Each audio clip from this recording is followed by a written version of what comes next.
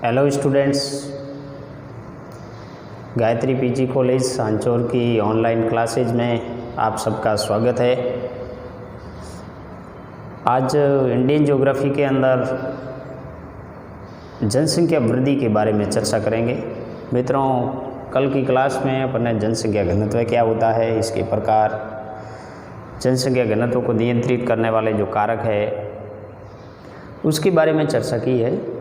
और अब जनसंख्या जो वृद्धि है, जनसंख्या वृद्धि से क्या अभिप्राय है, जनसंख्या की प्राकृतिक वृद्धि क्या होती है, वार्षिक जो वृद्धि है वो क्या होती है, कुल वास्तविक वृद्धि दर क्या है और जनसंख्या वृद्धि के क्या कारण है, इनके बारे में अपन चर्चा करेंगे। तो जनसंख्या का गणना है वो, यानी कि सन 1871 से पूर्व भारत में जनसंख्या के विश्वसनीय आंकड़े प्राप्त नहीं थे। भारत की प्रथम जनगणना सन 1872 में संपूर्ण भारत में न होकर एक प्रयोगात्मक आधार पर देश के कुछ राज्यों तक ही संपन्न हुई थी। यानी प्रथम जनगणना है वो 1872 के अंदर एक प्रयोगात्मक रूप से कुछ राज्यों में संपन्न हुई थी। और भारत में जनसंख्या की गणना का सर्वमान्य जानकारी सन 1881 के उपरांत मानी गई। यानी संपूर्ण रूप से विधिवत जनगणना का आरंभ 1881 से प्रारंभ हुआ है, लॉर्ड रिपन के समय। और इसके पूर्व विधिवत रूप से कोई गणना नहीं हुई है। संपूर्ण देश के लिए समान आधारों पर जनसंख्या का प्रथम पूर्ण गणना 1881 में ही संपन्न हुई है। उसके उपरांत भारत में जनगणना प्रत्येक 10 वर्षों के अंतराल में लगातार संपन्न की जा रही है। मॉरलैंड के अनुसार 17वीं शताब्दी के आरंभ में भारत में 10 करोड़ जनसंख्या का अनुमान है। 1850 के आसपास 15 करोड़ जनसंख्या थी। और 1874 से 75 में एक संसदीय प्रपत्र में भारतीय जनसंख्या है वो 23.8 करोड़ यानी कि मानी गई। 1881 से पूर्व जनगणना के अनुसार अविभाजित भारत की जनसंख्या 25 करोड़ थी। तो इस प्रकार यानी कि भारत में जनसंख्या है वो वृद्धि रही है, वो अलग अलग दशकीय वर्षों में अलग अलग रही है। और जनगणना की शुरुआत, वास्तविक शुरुआत, संपूर्ण रूप से शुरुआत 1881 से मानी गई है। और 2011 तक ये 15वीं जनगणना संपन्न हुई है। हर 10 वर्ष के बाद में जनसंख्या की गणना होती है। अब भारत की 2011 के अनुसार जो जनसंख्या है वो 121 करोड़ है। ऐसे में यानी कि जनसंख्या वृद्धि किस प्रकार रही है, तो सबसे पहले अपन जानते हैं जनसंख्या वृद्धि होती क्या है। जनसंख्या वृद्धि का मतलब होता है कि किसी भौगोलिक क्षेत्र में किन्हीं दो समय मानकों के बीच होने वाले लोगों की संख्या में परिवर्तन। किन्हीं दो समय मानक जैसे 2001 और 2011, ये जो दो समय मानक है, इनके बीच में लोगों की संख्या में परिवर्तन जो हो रहा है, जो लोगों की संख्या में परिवर्तन है, उसको अपन जनसंख्या वृद्धि कहते हैं। जैसे 2001 में भारत की जनसंख्या 102 करोड़ थी और 2011 में ये 121 करोड़ हो गई। यानी लोगों की संख्या में कितना परिवर्तन हुआ है, 19 करोड़ का परिवर्तन हुआ है। और ये जो 19 करोड़ का आंकड़ा है, ये जनसंख्या वृद्धि कहलाती है। तो जनसंख्या वृद्धि का मतलब है कि किसी क्षेत्र में किन्हीं दो समय मानकों के बीच में लोगों की संख्या में होने वाला जो परिवर्तन है उसको अपन जनसंख्या वृद्धि कहते हैं। जनसंख्या वृद्धि की प्राकृतिक जो वृद्धि होती है, प्राकृतिक वृद्धि का मतलब होता है कि जन्म दर माइनस मृत्यु दर, जितने एक साल के अंदर 1000 जनसंख्या पर कितने जन्म रहे हैं और उसकी 1000 जनसंख्या पर एक साल में कितनी मृतकों की संख्या रही है, उनके बाद में जो जनसंख्या बचती है उसको अपन कहते हैं जनसंख्या की प्राकृतिक वृद्धि। तो जन्म दर माइनस मृत्यु दर से जनसंख्या की प्राकृतिक वृद्धि ज्ञात होती है, वास्तविक वृद्धि नहीं ज्ञात होती है। जबकि वास्तविक कुल वृद्धि दर है, वास्तविक कुल वृद्धि दर है जनसंख्या की। अगर वास्तविक वृद्धि अपन को ज्ञात करनी है तो इसके लिए जन्म दर माइनस मृत्यु दर प्लस आप्रवास दूसरे राज्यों से कितने लोग आए हैं और उस राज्य से दूसरे राज्यों में गए कितने उत्प्रवास। यानी यदि अपन को जनसंख्या की वास्तविक वृद्धि ज्ञात करनी है तो जन्म दर माइनस मृत्यु दर प्लस आप्रवास माइनस उत्प्रवास, इससे जनसंख्या की वास्तविक वृद्धि ज्ञात की जा सकती है। और ये जनसंख्या की वास्तविक वृद्धि और प्राकृतिक वृद्धि में अंतर है। प्राकृतिक वृद्धि में केवल जन्म दर माइनस मृत्यु दर होता है, जबकि जनसंख्या की वास्तविक वृद्धि में जन्म दर माइनस मृत्यु दर प्लस आप्रवास माइनस उत्प्रवास होता है। भारत में जनसंख्या वृद्धि के जो कारण रहे हैं, क्या कारण रहे हैं भारत में जनसंख्या वृद्धि क्यों वृद्धि हुई है इतनी, तो उसमें सबसे पहला कारण है मृत्यु दर में गिरावट। यानी स्वतंत्रता के बाद में, आज़ादी के बाद में भारत में मृत्यु दर में गिरावट आई है। विभिन्न चिकित्सा सुविधाओं के कारण, शिक्षा का यानी कि विकास होने के कारण बहुत सारे ऐसे कारण हैं जिससे मृत्यु दर में गिरावट आई है। पहले जो महामारी की वजह से, अकाल की वजह से, भूखमरी की वजह से छोटी उम्र में बहुत सारे बच्चों की मृत्यु हो जाती थी।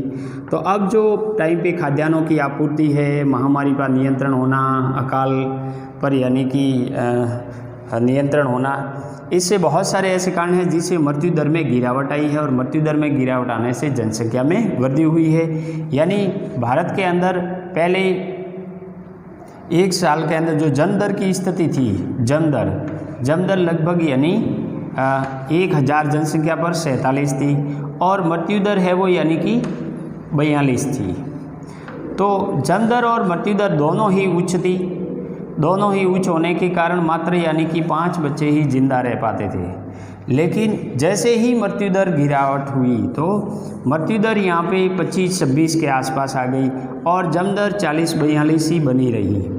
इससे जनसंख्या का विस्फोट हुआ और मृत्यु दर में गिरावट प्रमुख कारण माना जाता है। दूसरा, खाद्यान्नों की आपूर्ति समय समय पर जब भी यानी कि अकाल की स्थिति बनती है तो भूखमरी के समय, अकाल की स्थिति के समय संसाधनों के विकास से या परिवहन सुविधाओं का विस्तार होना, संसाधनों की विकास होना और इससे खाद्यान्नों की समय पर आपूर्ति हो जाती है, जिससे भूखमरी और कुपोषण से छोटे बच्चों की मृत्यु नहीं होती है और जनसंख्या में वृद्धि होती है। तो खाद्यान्नों की समय पर आपूर्ति भी जनसंख्या वृद्धि का कारण माना गया है। शिक्षा एवं चिकित्सा की सुविधाएं होना, आज़ादी के बाद में शिक्षा और चिकित्साओं पर ध्यान दिया गया और इससे भी यानी कि जनसंख्या वृद्धि महत्वपूर्ण मानी गई, क्योंकि इससे मृत्यु दर में गिरावट आई, भारी गिरावट आई।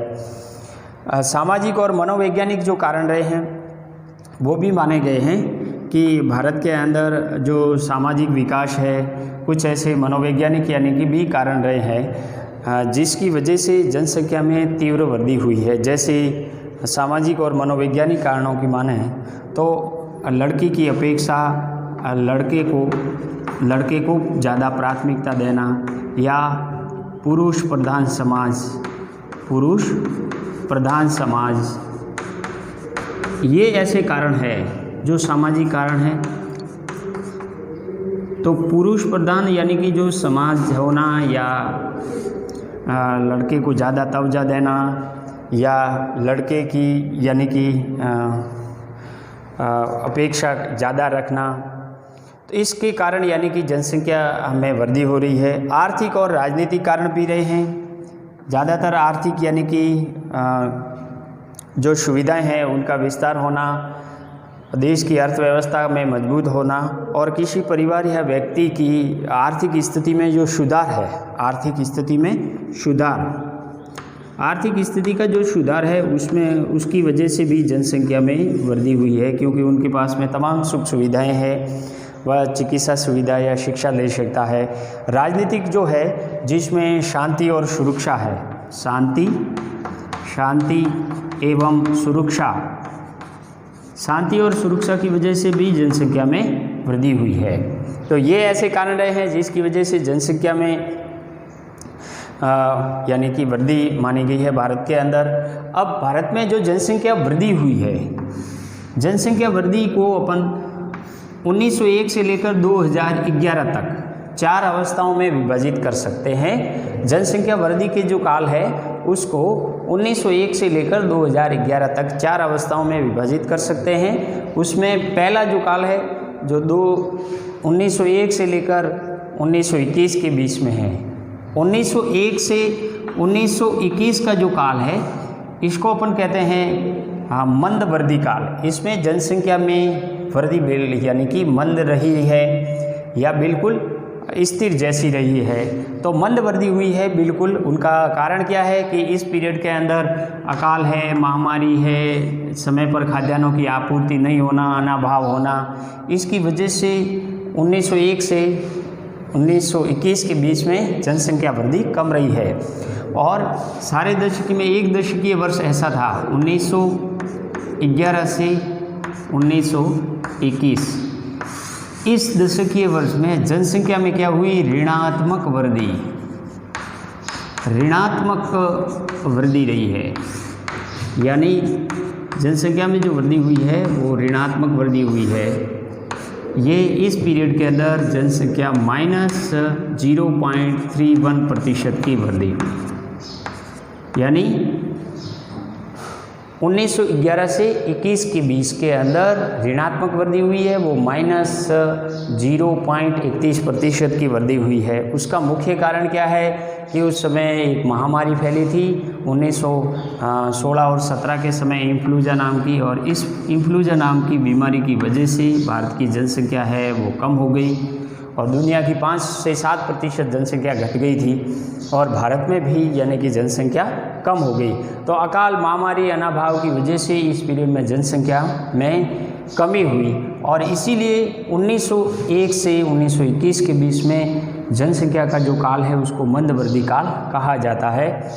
इसके अलावा 1921 से 51 का पीरियड है उसको अपन स्थिर वृद्धि काल कहते हैं। वृद्धि हुई है लेकिन स्थिर वृद्धि हुई है।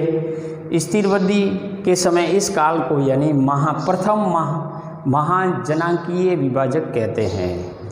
यानी पहले जनसंख्या बिल्कुल कम थी, उसके बाद में जनसंख्या के अंदर यानी कि धीरे धीरे वृद्धि हुई और इस वृद्धि काल को अपन यानी कि प्रथम महाजनांकीय विभाजक के नाम से भी जाना जाता है। जैसे इस काल के अंदर जिसको जनसंख्या में जो वृद्धि हुई है उसमें औसत वृद्धि दर है वो 1.45% है।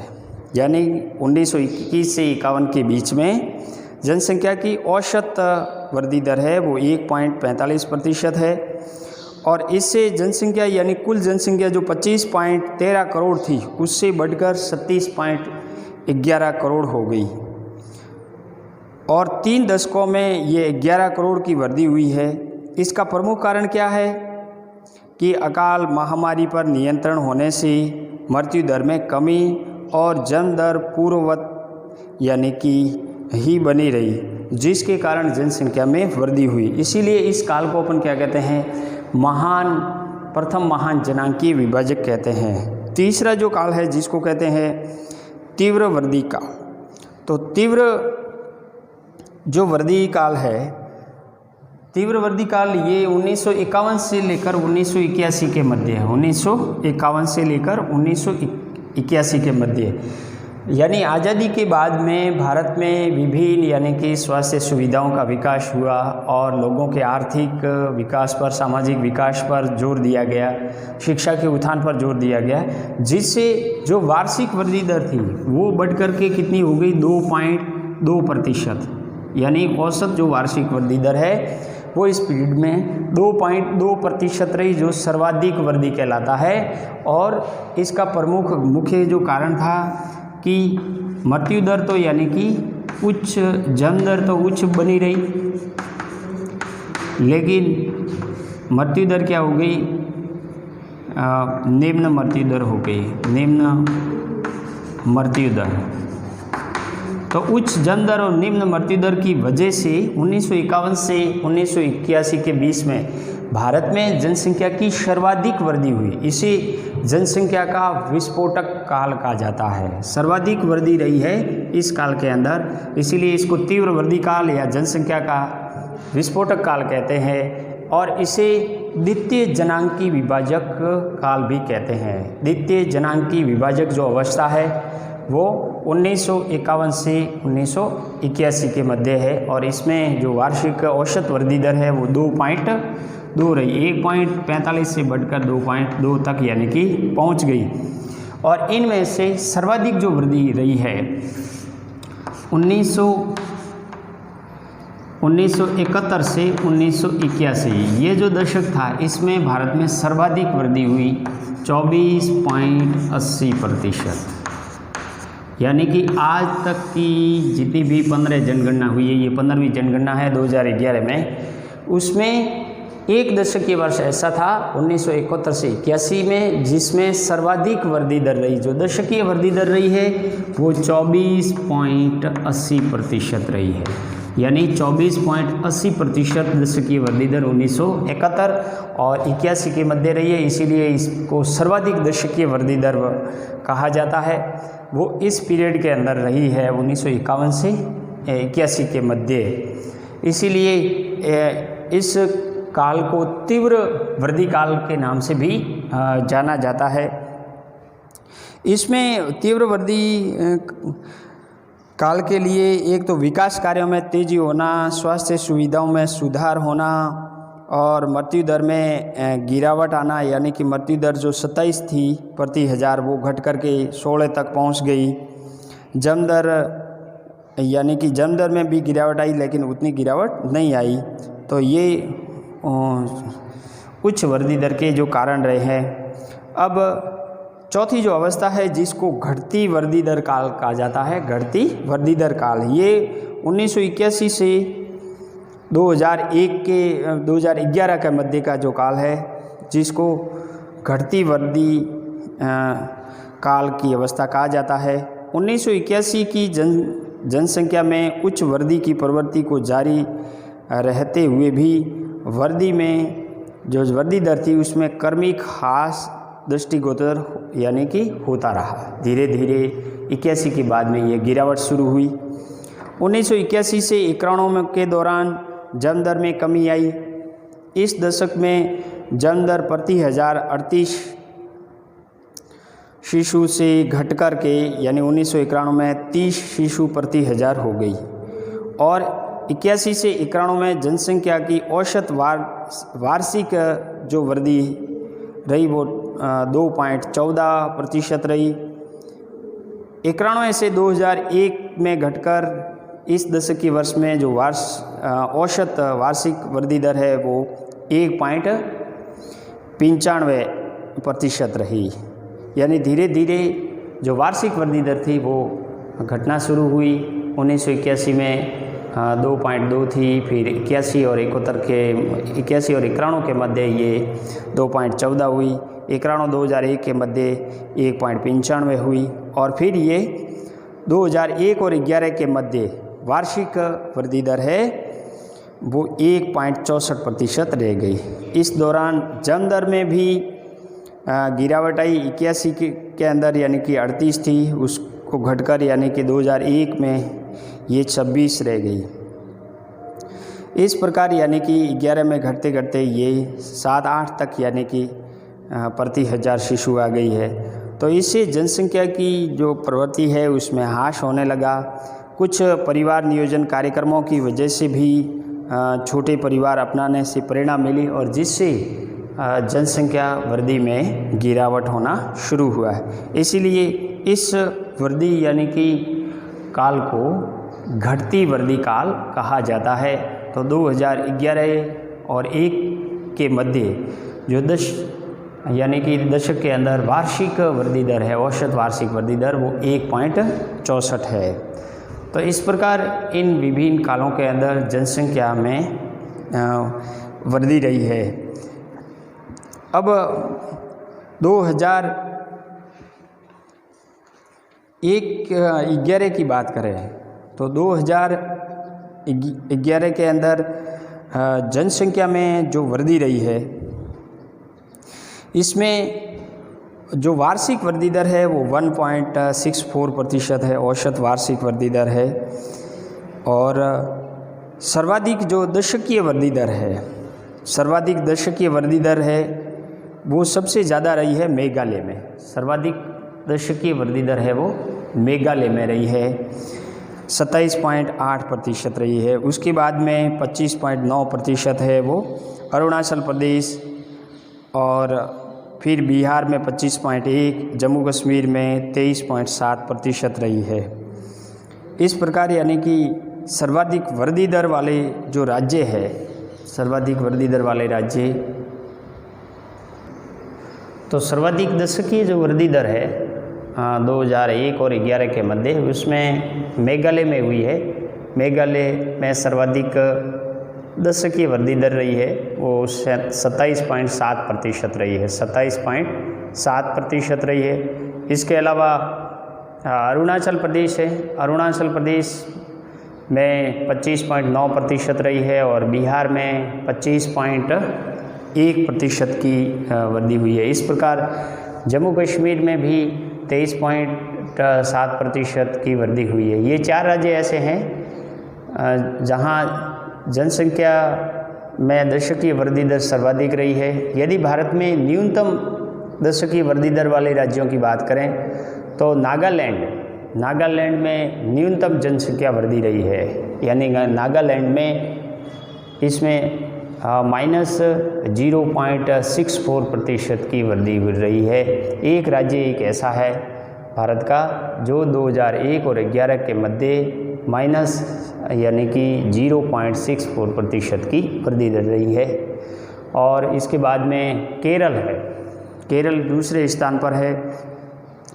केरल में जो वृद्धि दर है वो 4.9% है, गोवा में 8.2% है, और आंध्र प्रदेश में 11.1% है।